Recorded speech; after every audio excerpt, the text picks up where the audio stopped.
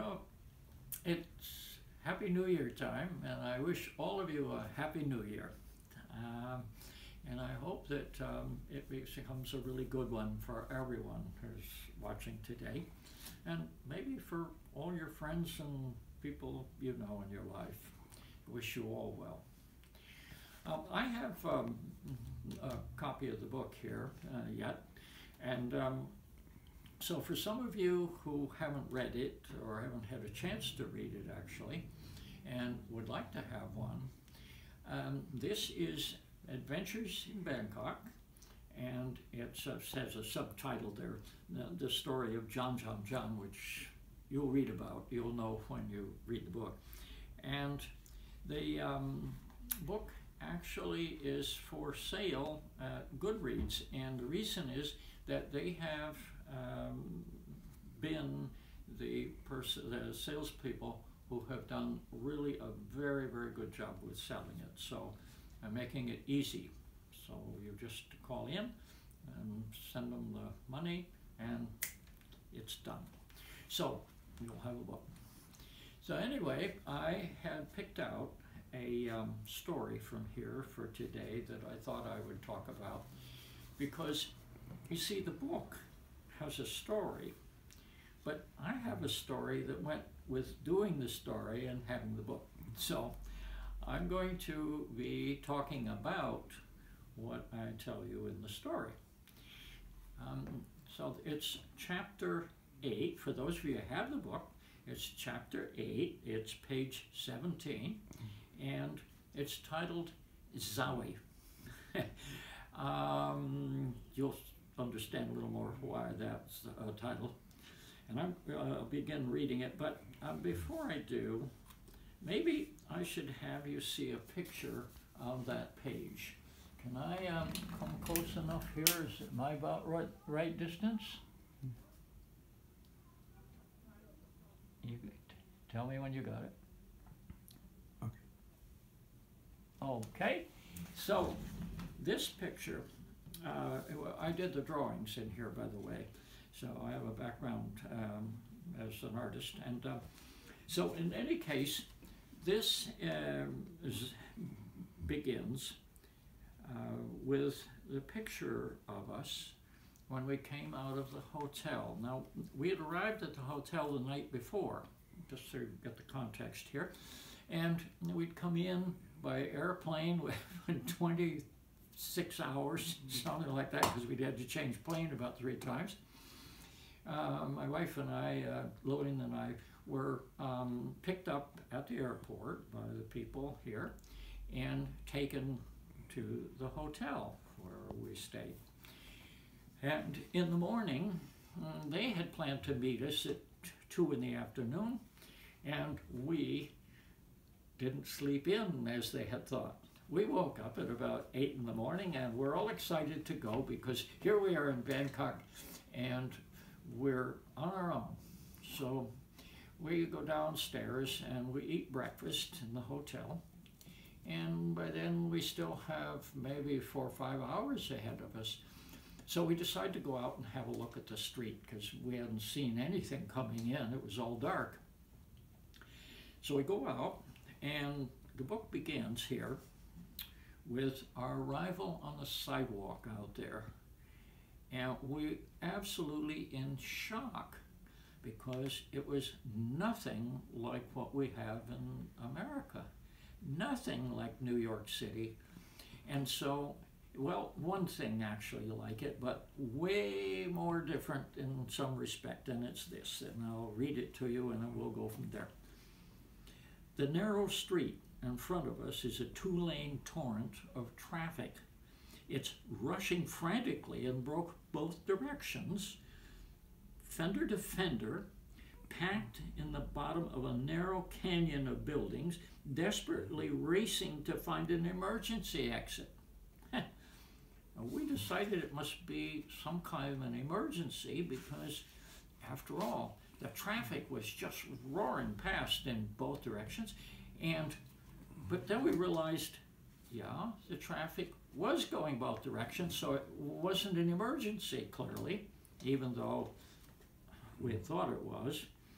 And so Lillian says to me, thousands of them, but look, people are walking there too. No sidewalk. Well, here in America, we were used to sidewalks on every two-way street that we could think of, except a country road, of course, where you walk on the shoulder.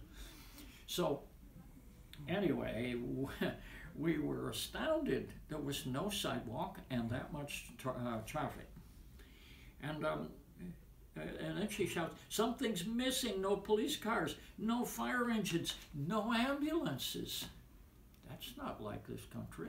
We usually have an ambulance going by outside in Brooklyn here, maybe at least once or twice a day, and an ambulance and all that kind of stuff going by. So no sounds like that. And so after we make a few exclamations about this, it's an incredible show, like in a carnival. Well, what blew our minds was the fact that we had hundreds of motorcycles, and we aren't used to that many motorcycles in our country at all, back here in America. And they were not only motorcycles, but we don't explain it in the book, but they have a special jacket on them, and we couldn't figure out why all the motorcyclists had uniforms in effect. Well, we found out later because, well, one of the people that I was with decided that I needed to have a motorcycle taxi driver take me for a ride. So we were going into the main part of town there, where the big sales buildings are for clothing and everything. And so he went out to the street later, this is a week or two later, and he raised his finger and a motorcycle pulls right up in front of me. And so I decide, he said, get on, get on. So I get on the back of the motorcycle, and in the process, the motorcycle he guns it, and I'm not ready, and my friend says, yeah, grab hold. He said, in back of you. And I said, put your feet on the lever. I wasn't used to ever being on a motorcycle like that. And so I'm on the motorcycle, and it goes, and I'm off, and he's going about, it seems to me, about 60, 70 miles an hour in through that traffic, and I'm running around.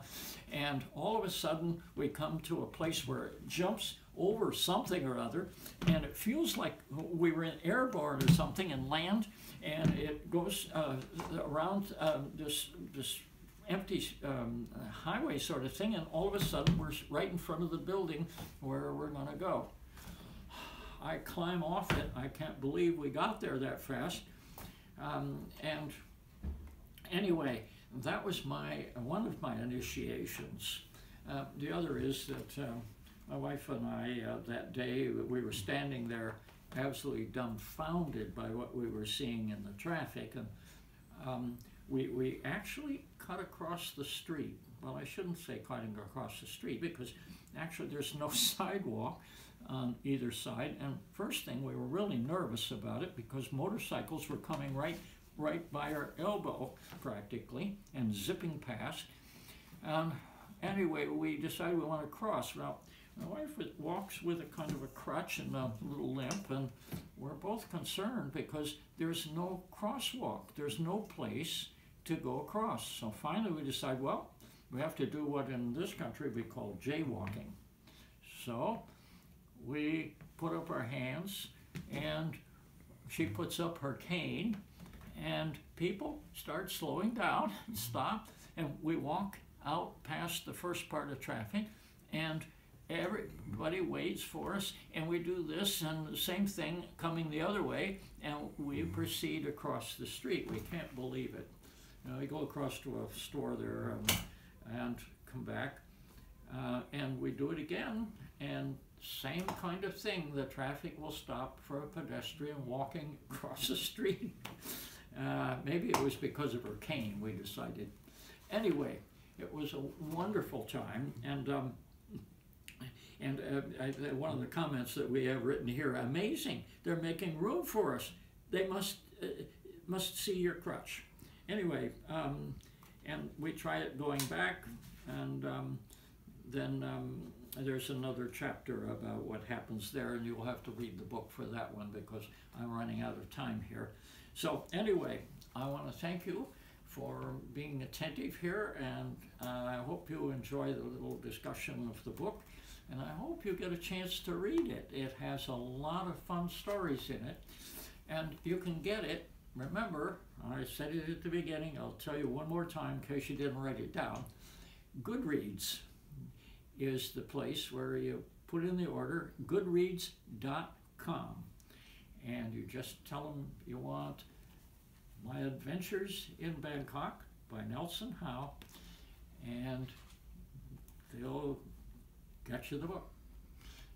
So, wishing you all a wonderful year, a wonderful time, and one of these days, I'll bring this out again. We can have another chapter. Enjoy.